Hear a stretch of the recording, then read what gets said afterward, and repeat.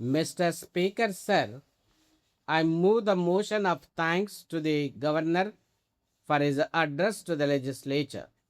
Mention has been made in the address about cyclone and famine in some districts.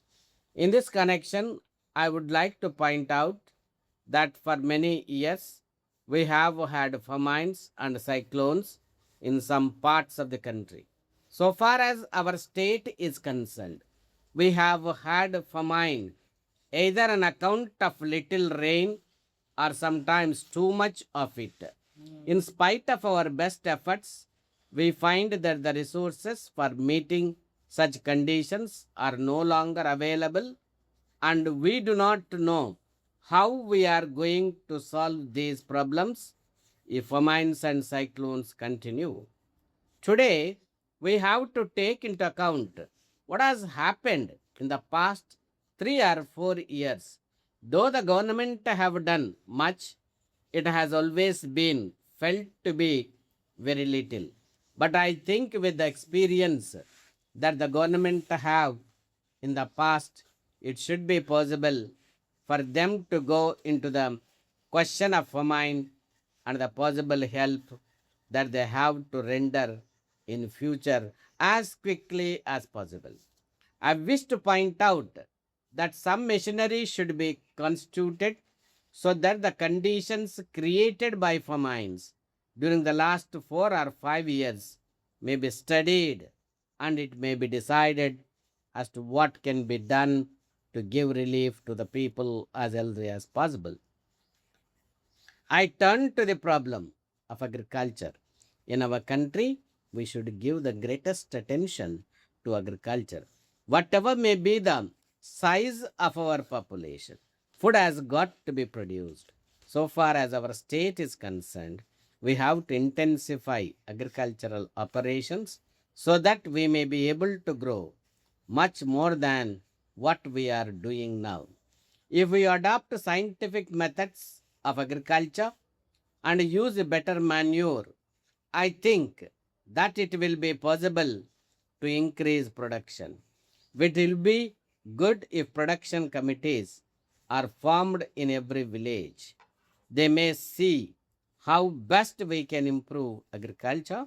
The government may help them to promote the sale of improved seeds and better manure. If the government interference is reduced and the people are helped to help themselves, it will create the necessary enthusiasm for development. So far as irrigation projects are concerned, at present, no new irrigation projects are taken up, and work on the existing projects is being slowed down. In my opinion, slowing down any irrigation project on the ground of want of finance is not sound policy. The greatest economy can be affected by completing the work so that the fields may be irrigated and production increased. I request that the irrigation schemes may be completed as early as possible, even by borrowing money if necessary.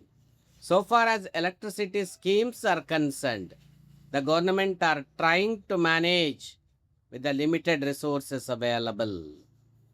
Whatever be our view of a welfare state, we must understand that unless we have the necessary resources, we cannot make much progress. There is a general feeling that the resources of a government are unlimited. If it is understood that the resources of the government have come from the people, it will reduce the demand on the government to take up this scheme or that. At the same time, the interest of no region should be neglected. Minor irrigation schemes should be taken up wherever possible. After attaining independence, we have seen great development taking place in the country. Of course, we desire more progress, but we have achieved so much progress in spite of all difficulties. Letter from Kumaran Publishers, New Delhi, to Messrs. Jock and Company, Chennai. Dear sirs, it will be a great thing if you can save a lot by reducing your office expenses. For this purpose, we have brought out a publication entitled Scientific Office Management.